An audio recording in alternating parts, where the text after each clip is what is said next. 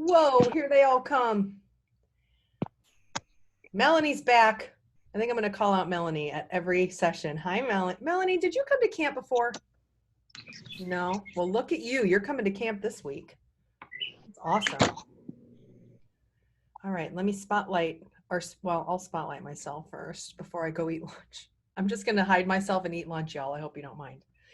Hey, welcome to our Teaching Beginners class here with Jared. And Jared is a wonderful resource on teaching beginners because he does it a lot. And I worked with him with beginners, so I just know he's the perfect person to talk about this. If you don't know me, I'm Susie Harloff. I am the coordinator for the color guard track at the Summer Symposium. I certainly wish we were there right now. But here we are trying to give you guys some content. So I hope you find this helpful. Jared said this is going to be interactive. Like he wants you guys to participate. So use that chat. And Jared, if you ever want them to unmute themselves, feel free to have them do that as well. So I'm going to step back and let Jared take over. And ladies and gentlemen, Jared Littleton. Hello, everybody. It's a beautiful day here in Houston, Texas. If you joined us yesterday for our little rifle ditty, it was raining like nobody's business, and it was all sort of wet. So today we're inside. It's nice and dry, so we should be moving and grooving. So the session we're going to be talking about today is really teaching and working with beginners. Now, last summer was the first summer that I taught any sort of beginners like classes. And we had 4 days of in-class sessions, including 4 days of actual workshop session, where we got to watch you guys teach the kids and give you guys feedback and, you know, actually get real live moment, kind of like a student teaching-ish kind of thing. So what I did for today is I kind of took a lot of those highlights and a lot of those questions and a lot of those things that we talked about, and I tried to condense it so that we can get through a lot of these big picture things and a lot of these big topic items in this little short hour. Because really an hour is not a whole lot of time, especially when we're talking about beginners, because beginners they're a lot, you know, especially when you're talking about a high school program. If you're talking about a high school program working with beginners, the biggest struggle is getting your beginners who have never done this before to exceed and excel at the same level of your 2, 3, 4-year vets, right? At the middle school level, it's a little bit different because a lot of those middle schoolers, like you may take some of those 6th, 7th, 8th graders who are super, super talented and move them on into, you know, the high school guard if that's something that you guys do. Maybe sometimes, you know, you're just getting 6th, 7th, 8th graders who haven't ever done this before. You know, so there's a lot to unpack, especially with beginners. Now, I want to be clear that this is more beginner focused and not slow learner focused. So I know Shannon is teaching later today or some other day this week, talking specifically about teaching students who learn a little bit slower than the rest of the class. So this is not that route. We're going to stay in the beginner lane, teaching beginners, so on and so forth. Okay, now, like Susie said, if you guys have questions at any point, please type them into the chat function. I have it open right now, like, so I can look and I can see as pictures or as comments and questions pop up. I'm happy to answer any of those, okay? So I guess we'll go ahead and we'll get started. The biggest thing that I want to talk to you guys about, okay, is efficiency versus proficiency, okay?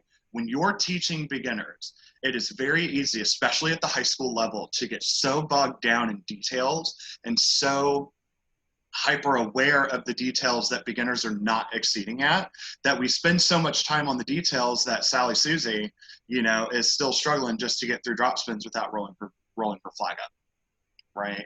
So one thing that I want you to remember is that when you're working with beginners, my biggest philosophy is make them efficient at what they're doing, not proficient at what they're doing. And those two things are significantly different, right? So when we're talking about drop spins, so we'll go back to drop spins because Sally Susie struggles with drop spins, right? Day one, I just want to make sure, I say day one, step one, right? I want to make sure that in drop spin, she can just get her flag up, down with the rest of the ensemble, right? Up, down with that girl is a miracle, right? As soon as we get her to go up, down, like we can build off of that. But if we're yelling at her, hey, your flag's not up, down, and your thumb's not right, and you're rolling up your flag, and you're not doing this right, and it's over here on this side of your body, and you're doing this wrong, she's going to look at you like you're crazy, and she's going to look at you like you're speaking Klingon, right? She's not going to know what you're talking about. She's just trying to get her flag to go up, down, right? So if we start overloading somebody with details because we want her to be proficient, as, you know, Alyssa, who's a senior, who's been doing this for 5 years, who's killing it up there in the front, right? She's going to get bogged down. She's not going to feel like she's doing anything super great. She's going to feel like she's awful. You know, well, they're just yelling at me because I can't do 8 million things at the same time, and I just can't even get my flag to go up, down, right? So just think that when you're working with beginners, at least in the high school level, like, make them efficient at what they're doing. Once they're efficient and they can get their flag up, down, then start talking about the next level, right? So if it's drop spins, up, down, cool, you finally got that flag to go up, down. Now let's talk about the fact that you're rolling your flag up while you're going up, down, right? And then now the next focus for her is just not rolling up her flag. I haven't gone crazy. I haven't done anything super out there, because listen, Sally Sue, she's a freshman. She's probably 5 foot nothing, right? She has to spin up here, you know, just to keep the flag from actually hitting the ground. So if we're yelling at her about, again, proficiency versus efficiency, if we're just now getting her to go up, down, we're like, cool, now that you can get up, down, make sure you have nice long straight arms and you're doing this and this, blah, blah, blah, blah, blah, she's going to get bogged down. Right? So focus on those big picture items and those specifics of what is it about drop spins that I need to make sure that it's right for the ensemble. Up, down. Cool. We can all do up, down. Next thing. Okay, let's make sure that we're not rolling up our flag. Good. Now that we can see the full silk the entire time that we're doing the exercise, what would be the next thing that we need to work on? You know, now for each individual instructor, that's going to be a little bit different. You know, but that's kind of the building blocks that I work on, especially with drop spins or really any basic exercise, is what is the primary function of this exercise? It needs to go up, down, right? Yes, it's going to build up that strength and that muscular or whatever, they're freshmen, like they're getting there. But we're going to work on that. We're going to work on making sure that they can get through the exercise first.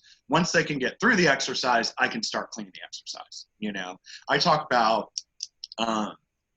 at the independent level last year, there's a group that I worked with, and something that, you know, I got on them every single day about is, are we working on the exercise or are we working on the technique, right? And with older kids, that's going to mean a little bit more, right? Because then if they can't get through the exercise, then we're going to work on the exercise. We're not actually going to work on the technique. With beginners, that same philosophy for me applies. With beginners, I almost always am working on the exercise. But once they can get through the exercise, I can actually start working on the technique of what they are doing. And yes, there's technique information that goes throughout this entire thing. You know, yes, you're always going to be talking about making sure that the hand is grabbing appropriately to make sure that the right hand is on top, or however you teach drop spins or cones or pull hits, whatever. Yes, you want to make sure that the hands are grabbing correctly in the pull, right? But you don't want to bog them down so much with information that they just give up, that they get so inside themselves, that they shut themselves off, that they refuse to learn anything super more. Is this the same philosophy for teaching cadet guards? Yeah, that's the same kind of approach, you know, talking about cadet guards. So Caitlin, you know, when I taught the cadet guard with Susie at Avon, one of the things that Susie and I talked about at the beginning of the season, right, is what exercises do they need to know before they get to the high school so that we can make sure that they can know this information. And our approach very much was execution, or excuse me, efficiency, not proficiency, because our job as cadet guard directors was to make them efficient at all of these exercises. Then when they got to the high school guard, it was the high school staff's job to make them proficient at what they were doing. So I hope that kind of makes sense for you. If it doesn't, go ahead, throw me another question and I'll be happy to answer it. But make sure, like, when I'm working with beginners, it is very efficient versus proficient. Now, that goes along, and this is where it's really hard for color guard instructors, is because we have to level our education approach throughout the entire process of a rehearsal. You know, if you have 10, 15, 20 kids, 30 kids plus, like, I don't know, some of y'all are, what's a cadet guard?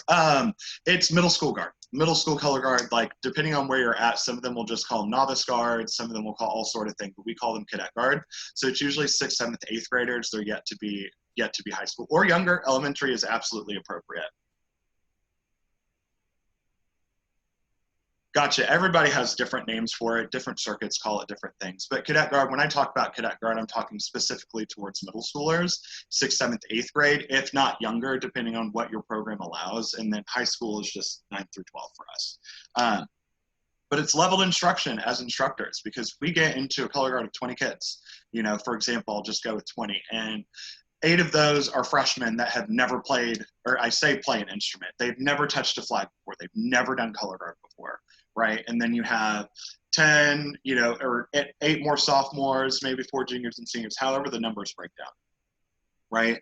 It's really like you've got 14 or 12 kids that have done this activity before. So these 12 kids are ready for more information to be proficient, right?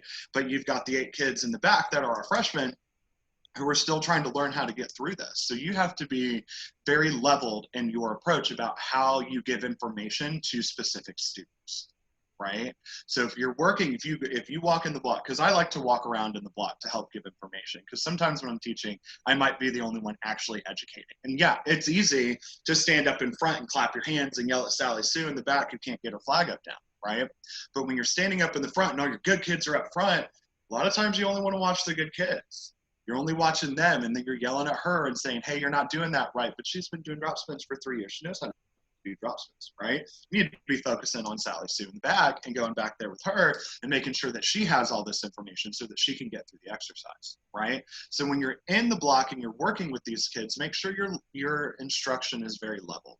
You're not going to tell these freshmen the same information that you're going to tell a senior, right? When I'm looking at a senior and I'm giving her comments, like if there's an error or if she's not doing a hand grab, right? I'm going to give her more specific details. Like, hey, I see that you're actually rotating your right hand just a quarter of a rotation. Make sure that you're keeping that wrist towards you or you're keeping that thumb towards you the entire time. And she's going to know what I'm talking about and she can make that adjustment right away.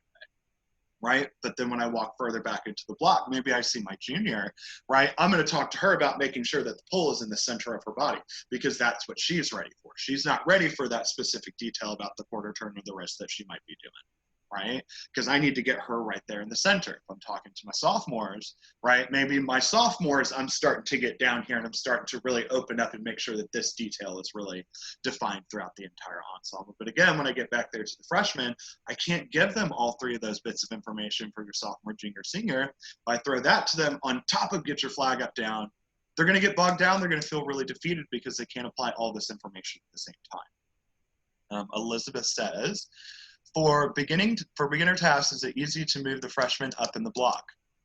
It is. If that works for you, that's awesome. I usually integrate my blocks. So if I'm looking at the entire ensemble, I will have freshmen or newbies scattered throughout the block, and I will have vets scattered throughout the block as well.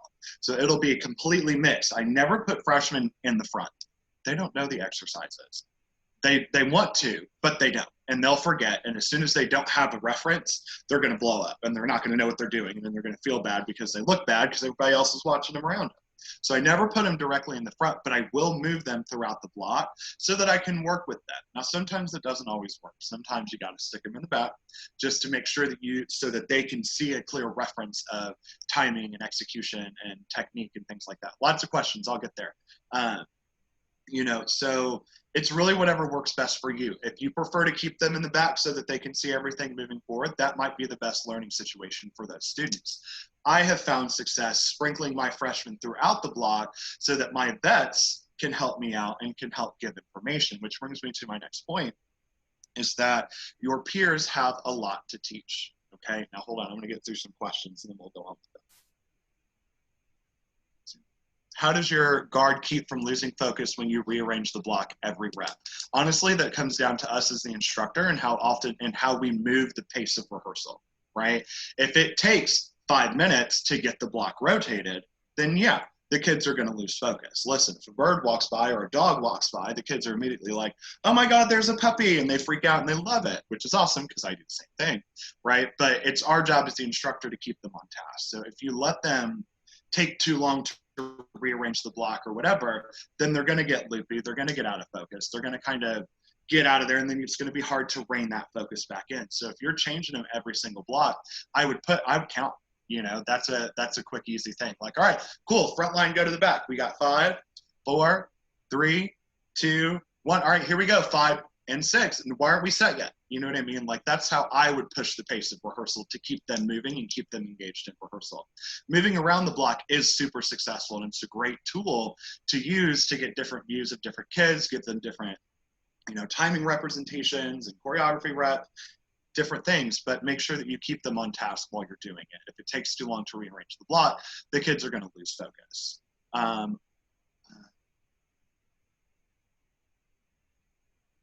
So Caitlin brings up a good point. So she says, our high school guard is broken into families, which are mixed ability level. Those families are the line and the block. And that's a great tool. Again, whatever works for your program works for your program to help out. I know that when I taught at Avon, one of the things that Daniel and the staff at Avon like to do is that they will use the vets to go work with the freshmen.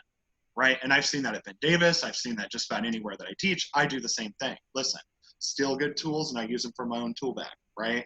Is that use your vets to teach, because that's what I brought up, is that peers have a lot of information to give, okay? When I was learning color guard, right, it was a long time ago, right? It was a long time ago that I learned how to do a drop spin for the first time. It was a long time ago that I learned how to do a pop toss or a single or a double for the very first time, or a 45, right?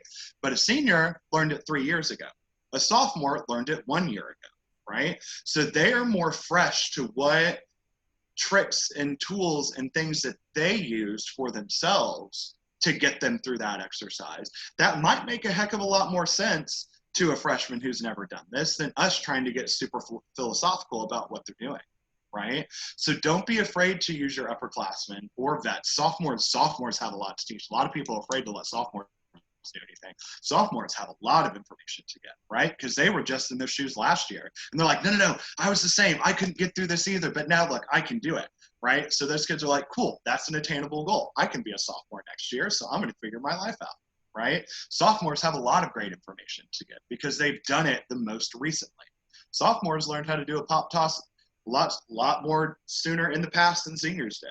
Right? So there's 2 years that a senior might have forgotten some information about how to get pop toss out, but that sophomore remembers. You know what I mean? So use your peers use their peers to help them learn, you know, breaking them up into lines. That's a great tool depending on how many seniors you have, how your leadership works out, how you structure that sort of peer education. Like it's different per group, but I will use my sophomores, my juniors, my seniors, and I'll say, all right, cool. If we're working in a block and I'm teaching a skill, right? And then as soon as I see that somebody has that skill, I'm like, cool, go help somebody, right? As soon as they can demonstrate the skill, awesome, go help somebody. Hey, you, go help somebody. Hey, you, nope, you've got it now, go help somebody. Hey, nope, you two both have this skill, go work with the freshman. Like I'll point out freshmen, be like, hey, you go work with her. Hey, you go work with her. She needs to be able to get through this, right? And it's always funny because the sophomores are the ones that are always like, what? You want me to go help somebody? I'm like, yeah, girl, you just did it 5 times in a row. I watched you, you know? But use those peers to educate because the peers have a lot of information to give, and they can really help, especially when it comes to technique, about how to not roll up your flag, about how to keep the flag going up, down, about how not to spin like a chicken, right? They have a lot of great information to give, especially, they're just regurgitating information that you've given, you know, at some point in their career. So the more that you can divulge to them, the more that they're going to divulge to the freshmen. Okay. So I hope that kind of makes sense. Yeah, Chris, that's great. That can share the difficulties they had learning and how they finally got it. And that's 100% true. Use those vets. They know a lot.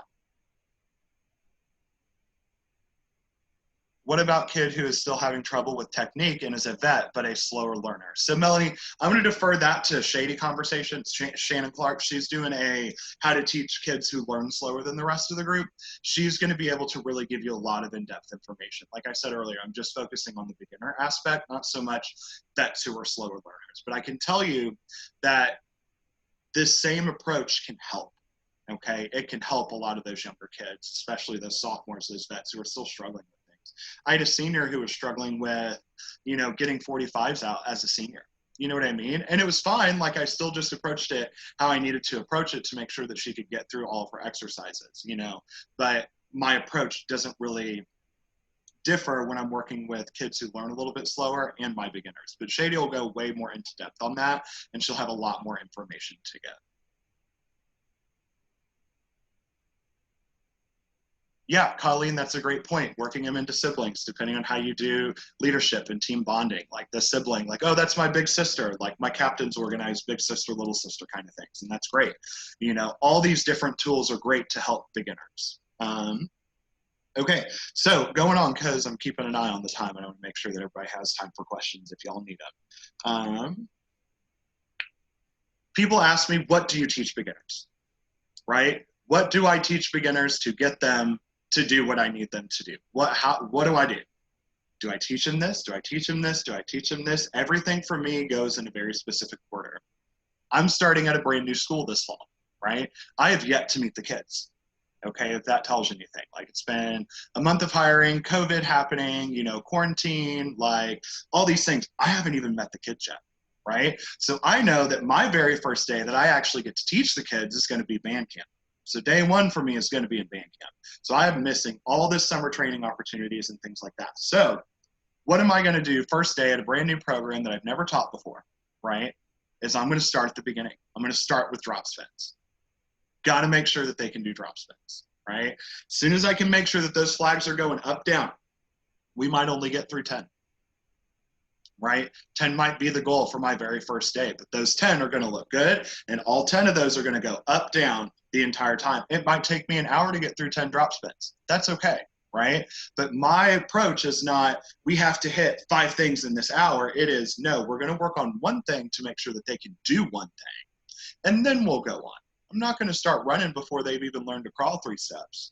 You know, they just stood on their feet for the first time. So now I'm going to expect them to run a marathon. That's not going to work, you know? So I'm going to make sure that they can stand or they can do drop spins for 10 counts. Maybe they're ready for more. You're going to know your kids way better than I will, right? But if we can get through 10 in the first 20 minutes, all right, well, let's throw another 10 at them. Let's see how we look like with 20. Hey, all right, guys, that's pretty good. Let's go ahead and switch it over to the left side. And that's when their mind goes, boom, wait, left side? Yes, left side. You know, we switch it around. Get through 10 drop spins. I want to make sure that they can do drop spins before I do anything, right?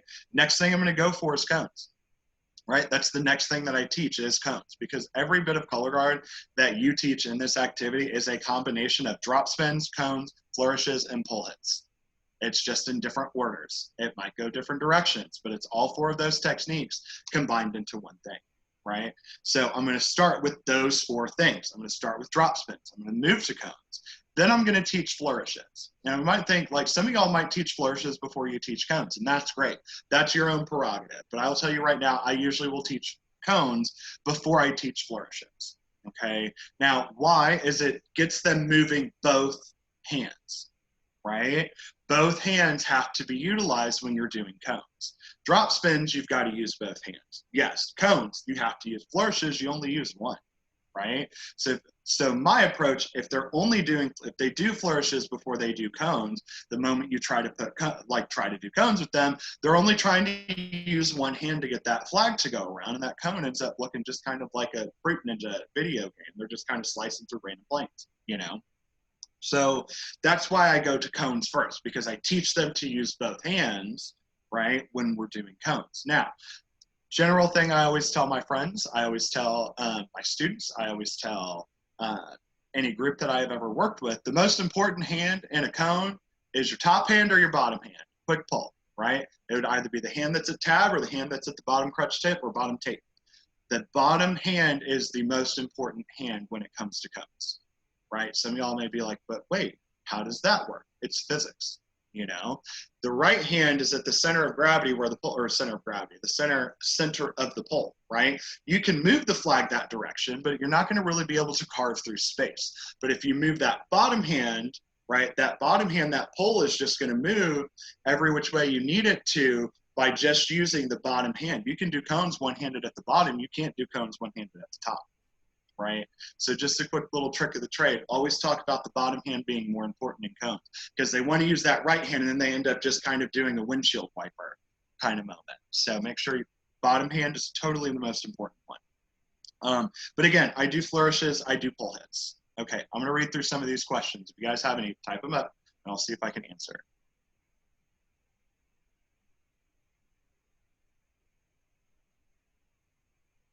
Yeah, so what I'm reading in a lot of these comments are fantastic comments. They're just quick tricks of the trade, and that's awesome, right? All these tricks of the trade are going to be helpful. And really, honestly, as an educator, take the parts that you like the most and put them into your own regimen. You know, if you try to do well, so-and-so told me to do this, so I'm going to do this. Well, it just doesn't work for my guard, but it works for them. So I just don't understand. Sometimes it works, sometimes it doesn't. You have to try multiple approaches till not only you find what you like, right, but the kids find something that they really grasp onto. So don't be afraid to change your approach and how you teach something in order to get kids to learn and to react to it.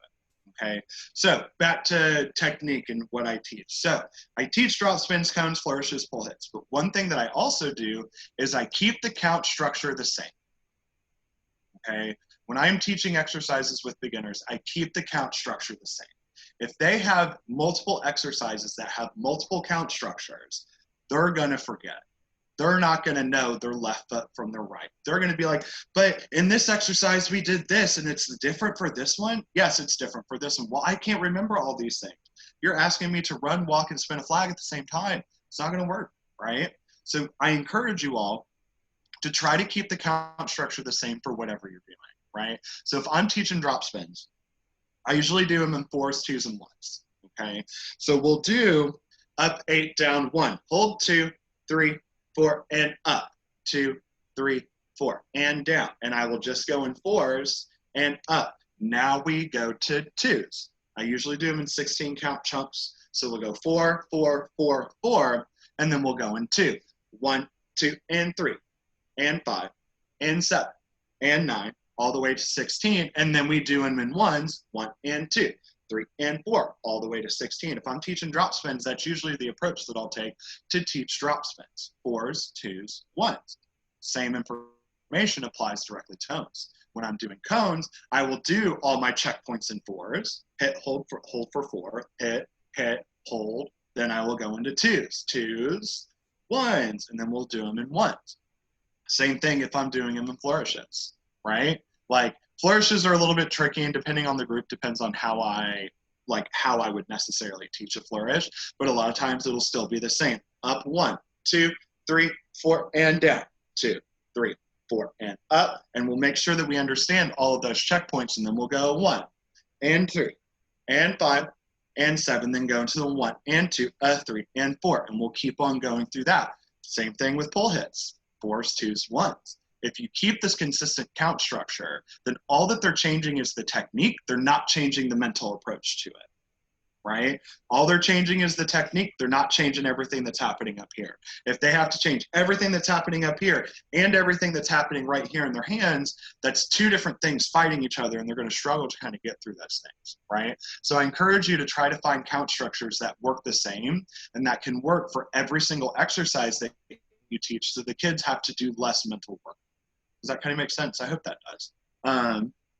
So one of the questions we got from Colleen says, what's a good way to get the students to stay focused when doing warm-ups? That is a big bag of information that can explode, and everybody's going to have their own opinion to how to get that to happen, okay? I think it's how we approach as educators, how we approach warming up is going to influence and is going to help the kids in how they approach warming up, right? So keep them focused. Again, it goes back to like when we change the block. Keep them focused. Keep rehearsal moving. If they start talking, tell them to be quiet, you know, and don't go on until they're quiet, you know. Like, I am very, very much a fan of making sure that kids have really good rehearsal technique. And if they don't have good rehearsal technique, we're not going to rehearse. Right? So whether it's standing in first position, whether it's making sure the winter guard floor is out before the start of rehearsal, making sure that all their equipment is lined up in the front, making sure that they're in block in time, making sure that they're listening, making sure that they're not spinning. All those things are important for me for rehearsal technique, and that's step one. You know what I mean? So I'm going to make sure that they rehearse really, really well. If they don't, then we're not going to worry about whether or not we're doing drop spins, because if we can't stand here and block together and we can't show up on time together, how are we going to get through an entire show with our flags moving in time together? I just associate those things. Again, my approach, it works for me, it works for the groups that I teach. It might be different for your students. So just think about keeping them focused, keeping them engaged, and keeping their talking down. They're going to want to talk. They're friends. They're going to want to talk. They're going to want to kiki with the girlfriend. Like, they're going to look at her and be like, ooh, girl, do you see so-and-so? Like, no, shut it down. Our job as the educator is to keep these kids on task and keep them moving. You're always going to have kids who talk, right? they're teenagers, right? Most of them are teenage girls, some of them are teenage boys, right? They like to talk a lot. And now they don't have their phone in their hand. So now the only option that they have is, instead of talking with their thumbs, is to talk with their mouth, right? So they're going to want to talk. They're going to want to kiki. Keep them down. Keep it quiet. But I also don't belittle the kids for talking, right? I will say, nope, we won't go on until everybody's quiet. Eventually, they'll start looking at each other and be like, shh, shh, be quiet, be quiet, be quiet. I've stood in front of a block for 5 minutes waiting, not even saying anything, until the kids finally caught on to what's going on. Then they got quiet. And then very calmly, I look at them and say, so that was 5 minutes that we wasted of rehearsal because y'all chose not to get started. So now we're going to get started. Don't make me wait again. Then I move on and I start teaching. Usually don't have any issues, right? But again, your approach, your students, they're always going to be different. So make sure that you approach things and you're willing to change how you approach things to get them to rehearse and do the things that you want them to do.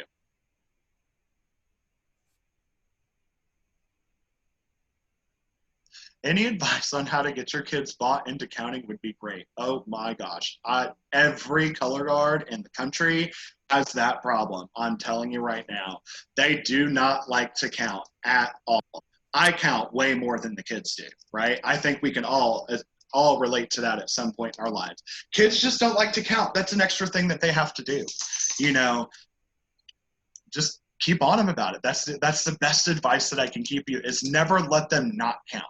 Right? Oh, nope, we're going to stop. You guys aren't counting. All right, let's do this again. 5, 6, 7, 8. They stop counting. 8 counts into it. Stop, we're not counting. Right? Eventually, they're going to get tired of stopping because they just want to get through it. And then eventually, they're going to start counting.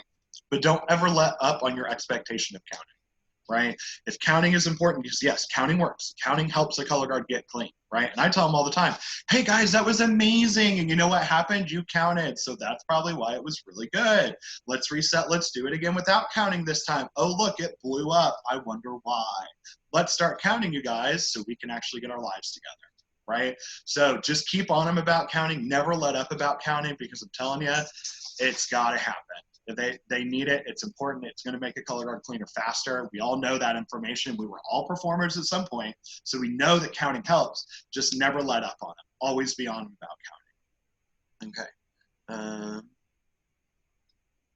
Yeah, I asked them to count, but by the end of it, they are all laughing. Again, I think that's just the approach to how the kids are approaching the counting. If it's silly for them to count and blah, blah, blah, blah, blah. Hey, guys, I don't understand what's silly about that, because your drop spins blew up. So that's great that you guys think counting to 1 through 8 is really, really funny. But we learned how to do that when we were in kindergarten. We're in high school now. So let's approach it like we're in high school, right? Like, let's do that. Let's get our lives together and let's be high school. Right? And then they usually are just like, oh yeah, ha ha ha, blah, blah, blah, blah. All right, let's do it again. And then they start laughing. Guys, why are we laughing? We're going to keep doing this again until we can get through this counting, not laughing and doing it correctly. Right? Eventually they're going to get annoyed that you keep stopping them. Eventually they're going to get tired of all this, and they're just going to get through it. And then they're going to be like, this sounds awful. Peer pressure is going to work, because if they're the only one laughing and everybody else around them isn't, and they get to the end of the exercise, and as the instructor, hey guys, we still have people laughing, let's go back, let's do that again, they're going to look at their sister and just be like, why are you laughing? And then they're going to turn around to the front, and then they're going to do it, and then chances are, she's going to be like, okay, I probably shouldn't laugh this route, and she's not going to laugh. So just keep on them. Never let up on your expectations for your kids, right? If we let up on our expectations, especially for our beginners, they're going to get into bad habits. They're going to think that, oh, okay, well, I only have to be good at this for a week. And then they're going to let up. And then they're going to get off my case. And then it's going to go back to being kiki fun time color guard. Okay. Sierra says, ours has the opposite problem. We drown out the music sometimes. Good for you. I'm jealous. Please come teach my kids how to count. I bribe mine with marshmallows. Hey, that works sometimes. Listen, I've sometimes had bags of candy, and I'm like, hey, whoever's the loudest counter on this rep, I'm going to give a candy to. Or slushies. Like, we have a Sonic that's like everywhere here in Texas. So usually I'll be like, hey, whoever's the loudest counter gets a slushie at the start of the next block, right? And I'll go to Sonic because I'm getting myself a slushie, right? And usually it's happy hour, so I get a sister a slushie and give her a slushie. And then everybody's like, ooh, she got a slushie. And everybody wants to count and be loud that next rep. Rewards work. It absolutely works. But just remember that you might be buying a slushie every couple days just to keep those kids working. But if that works for you, awesome. I usually only do it during day camp. Mona, I hope I said that right, asks, what order do you teach your tosses? Great question. So there's a couple different releases that we can talk about. There's vertical releases, there's horizontal releases, and then there are 45 releases. So what I'm talking about is like a pop toss, a single, a double. You've got your actual 45s, or you've got your flat tosses. Okay. I will always start with a pull hit or a pop toss, right? Just right-handed tab, left-handed at a tape, and just up and down. I will usually start with a single. Okay, and I'll just figure out that motion so they get comfortable releasing the flag. That's probably the safest release, unless you want to start with prayer tosses. I sometimes start with prayer with my middle schoolers or my like young kids. I always start with a prayer toss. But with my high school kids, I'll usually start with the pop toss. I won't do a double right away. I'll do a single because the kids are just releasing the flag for the very first time. So we'll do an up and down.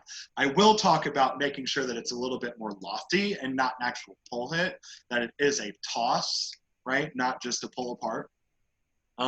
So that's where I'll start. Make sure that they can get those pull hit pop/pop toss. When that is looking good and they are ready to go on, then we'll add the next rotation. Right, we'll add a half rotation, or we'll add a full rotation. But my suggestion is that anytime that you teach a toss, never add full rotations, only add half rotations. So if at first you're going up and down, don't make the next one up and down, right? That's a huge difference in terms of what energy that they have to put into the flag. Huge difference, but the difference between an up and down and an up, down, up is completely different, okay? Am I cutting out for everybody? No? Okay, I just want to make sure. Sorry, Sierra. This is all getting recorded, so you'll be able to go back and check on all this stuff later on. Okay, but add half rotations. If you add full rotations, the kids are going to struggle getting the difference between the two. But if you slowly build, it's like when you work out, right? I don't know if anybody works out here. I sometimes work out, right? But I'm not going to sit there and I'm not going to lift weights at 50 pounds. And then the next day that I come in, I'm going to be lifting 100 pounds. Doesn't work like that. Your body doesn't work like that. But I'll go 50 and then I'll add a 10 pound. I'll add 10. I'll add 10 until I feel really good about that to develop the muscle tension and the strength that I need to in order to get these tosses. So think about that when you're approaching tosses. Only add half rotations. But I start with pull hit pop toss. Then I work into the actual, like the right-handed release, like what you would do with a single or a double, like your traditional color guard, up and catch, right?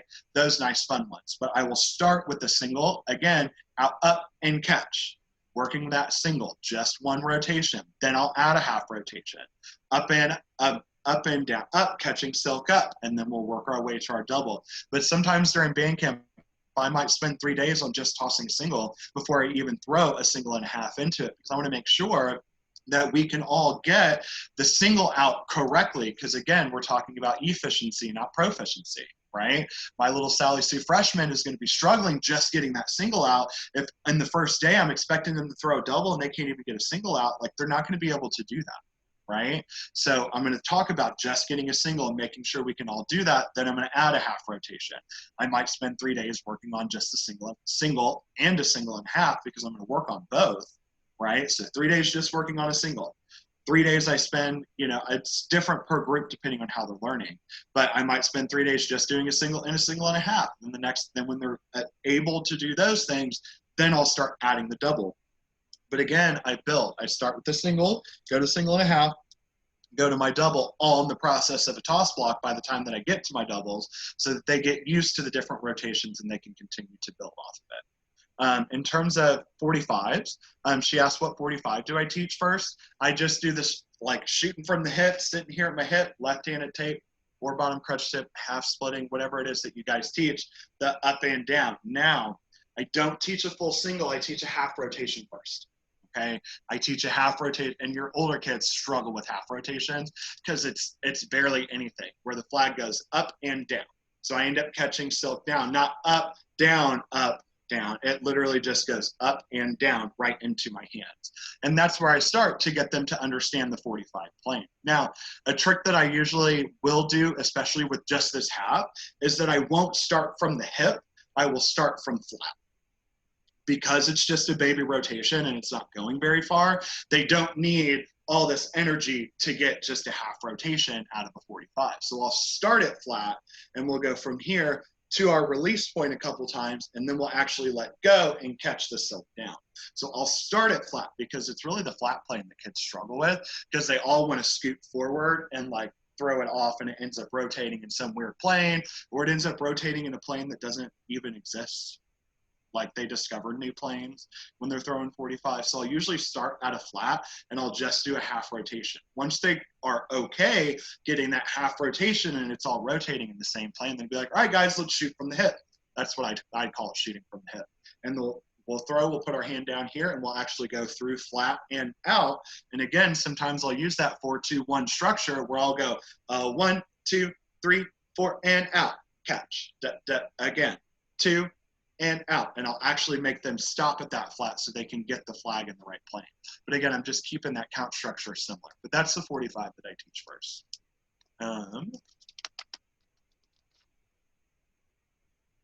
So that pretty much covers a lot of the things that I definitely wanted to talk about for this session. That was a big encompassing of everything that we kind of talked about last year at the symposium through those 4 couple days. Are there any questions? If somebody wants to unmute their mic if they have any questions or anything like that, I'd be happy to answer any more additional questions. I know teaching beginners is a lot, right? But beginners are my favorite to teach. I'll be honest with you. I love to teach beginners because you can teach them what you want to and they can be as good as you make them, right? And they only getting your information. So any questions, comments, concerns, anxieties, anybody, go ahead, unmute your mic. But if 2 people are talking at once, we'll probably go one at a time. Me first. Yes. Hey, Robbie did a teching tosses class yesterday, and he talked through teaching that basic 45 and modeled it with the flag too. So if you guys want to go to the YouTube channel and check that out, it's called Teching Tosses. So you can see him break that down.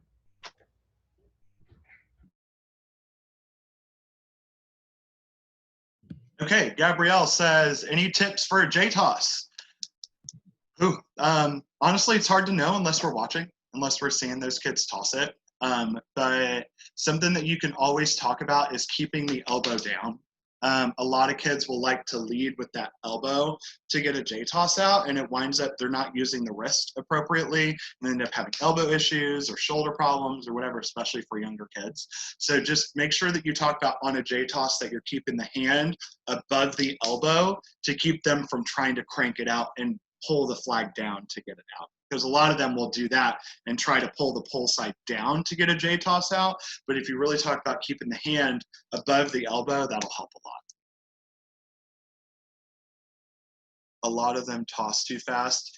Being really clear about what your toss count is, about what the prep is. Like, I don't know if you use a prep for a J-toss. I'll usually do a cone first, down, out, and I'll just work on the actual down, stop, right? Making sure that they understand where the release point is and what the release count is, and then we'll go on from there. Any resources, tips for teaching beginners virtually right now? Ooh, that is a great question, and you want to talk about a can of worms.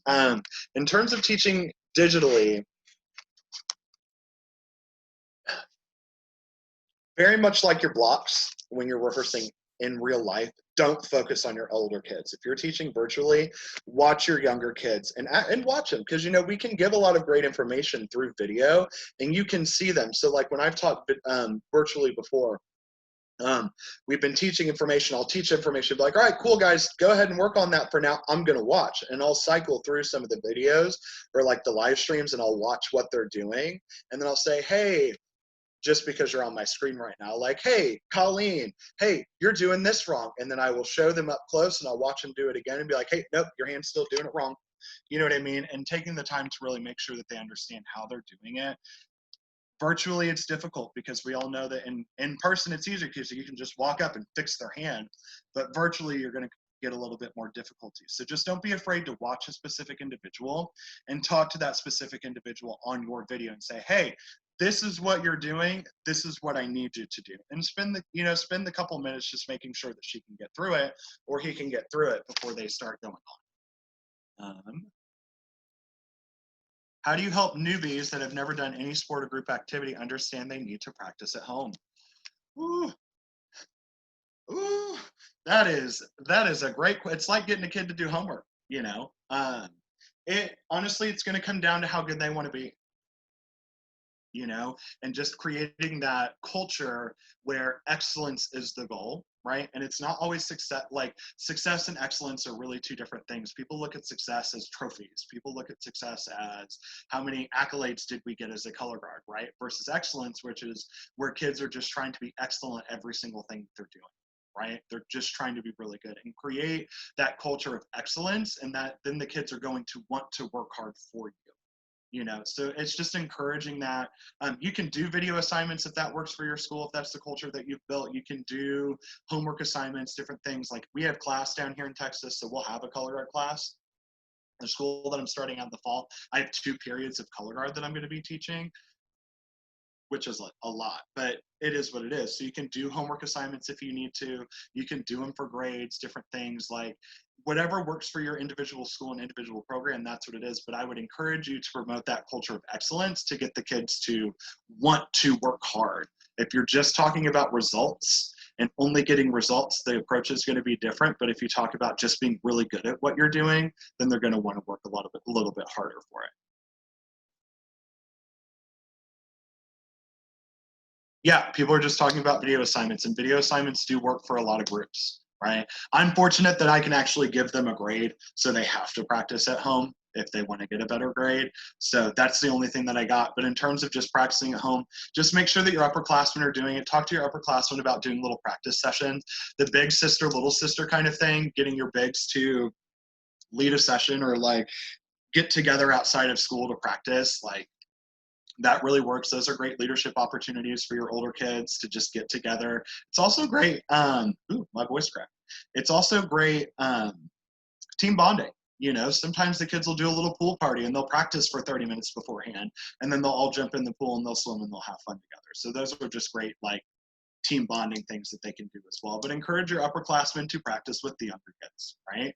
Hey, if the younger kids aren't practicing, hey, upperclassmen, hey, our younger kids aren't practicing at home. Why don't we try to encourage them, and why don't we try to get them to do it with us? So that might help as well. Any other questions? Anybody want to comment? Unmute yourselves. There's lots of y'all on this.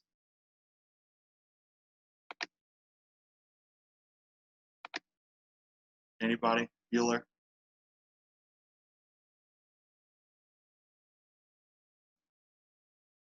All right. Well, I think that takes up pretty much everything that I had to share.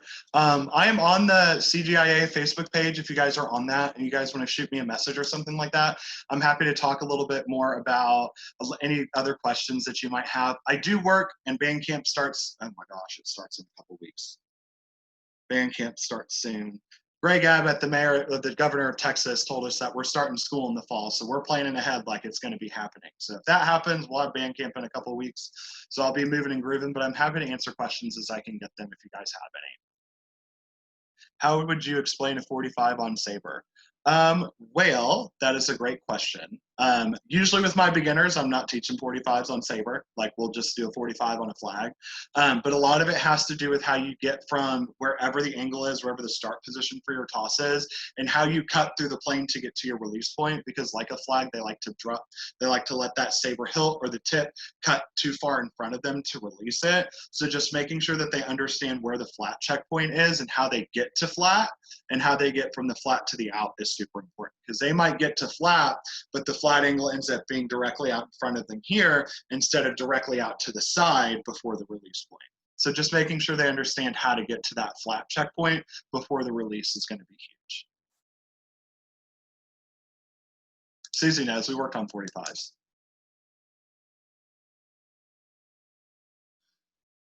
Do you want me to tell the story? Go for it. So I marched so long ago, we didn't really do 45 tosses. And I teach cadet guard, so we don't really do 45 tosses either. And if you guys have been to camp, you know the faculty, we perform at the opening session. And I don't write the flag choreography, Derek Smith does. And Derek will always throw 45s into his choreography. So I would do them, but I was terrible. So I always put myself in the back corner so nobody saw. And then a couple of years ago, Jared put himself on the floor right in front of me, and he's like, throw your 45. And I'm like, what? He just taught me that I was releasing completely wrong. And within 2 minutes, he helped me understand how to throw 45, when for a decade I could never throw them. Just took someone breaking it down for me. Thanks, Jared. Oh, you're welcome. This is silly, but usually, like if somebody's scooping, I usually call it the scoop, where like they're hitting here and the crutch tip goes more in front of them before it goes up. I call it scooping. And like if somebody just keeps on scooping, like this is silly, but I'll be all right. Come on, Ben and Jerry, let's go. We're not getting ice cream today. We're throwing flats. You know what I mean? And like they'll laugh. I never do it to belittle. I do it for the humor of it, and they usually laugh, and then we'll figure our lives out. You know, but just it's in 45s. Keep them from going through the front. Keep them at flat. Toss flag. I start at flat, and we'll throw our 45s from flat so that they understand this to this. Then all you got to do is understand from the hip to flat. And that usually comes a little bit easier once they understand where this checkpoint is. So, yeah, 45s. Everybody loves 45s. I use music stands to throw where, oh, yeah, Melanie, I do the same. I'll use chairs. Like I'll put chairs in front of them and like to keep them from scooping to flat. Another thing I'll do is I'll put them up against a wall. I'll make them face a wall, right? And because if you scoop facing a wall, that flag is going to hit the wall and it's going to like they're going to run screaming for their lives. I do the same, right? But if they're actually cutting through flat and getting to the release point correctly, then they're not going to hit that wall at all. And sometimes just saying, hey, go face that wall and throw your 45, they'd be like, oh, but I'm scared. And I'll be like, just do it. Trust me. And then they do it the first time and it's good. And they're just like, oh, I did it. And I'm like, yeah, bro, because you were afraid you're going to hit something. You know, same thing with the chair, music stands. I'll walk up if we don't have that resource available, and I'll stick a flagpole right by them and be like, all right, go ahead and toss it, or I'll stand there. I've gotten hit once, so I don't stand there anymore. But like I'll use the flagpole. Hey, I want to comment on Colleen's unicorn horn thing, because Colleen, this was one of the errors I had trying to learn and teach 45 tosses. I was so like this, I totally understood, but it was the getting from here to here that I was messing up. So instead of lifting through flat, which Robbie does a great job of breaking that down, I was doing the scoop, like Jared said. I was coming up this way to throw my 45. So we got to the unicorn release, but it was the path getting there that was my nemesis. Pathways. All right. Well, I'm going to have to run because Rosie is having technical difficulties. We're trying to do an Instagram live with Rosie Queen in 8 minutes, and she's struggling. So thank you guys for being here. And Jared, thanks for sharing all of your knowledge. You're welcome, y'all. And if y'all can check out that Rosie Queen Instagram live video, y'all should do it. She is a goddess. Like if we get her on. Yeah. But like, I'm like trying to tune in for that because I need to learn. Okay. So we're going to be talking about saber stuff, lots of saber stuff. And we are doing the cadet guard session tonight as well. So if you teach beginners, if you teach middle schoolers or youngins, come to that cadet guard session. All right. Thanks, everybody. Thank you, guys. Have a great afternoon.